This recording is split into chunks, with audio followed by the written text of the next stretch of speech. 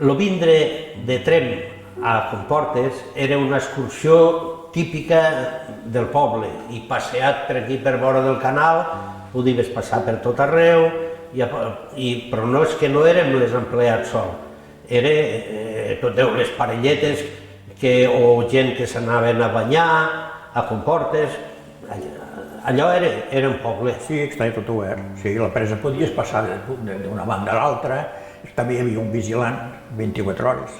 Una família vivia en aquella caseta que hi ha a la presa, a Comportes, i estava per sobre la presa, i quan vaig anar a les Comportes era un espectacle. La llum, encara hi ha els pals a terra, venia fins a casa meva, que era un descampat, casa meva, llavors allò.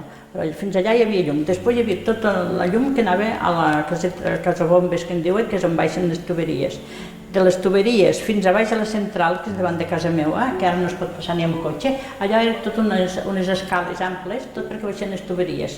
Era tot en flors, tot. Està molt canviat perquè ara està tot ballat i abans no hi havia cap valla en cap puesto.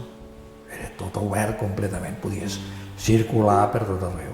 Ja està tot ballat, clar, canviat, no hi ha dubte. Bueno, es veu bé, es veu molt, està pintat, està arreglat, està ben acondicionat, però era molt diferent, clar, l'entorn.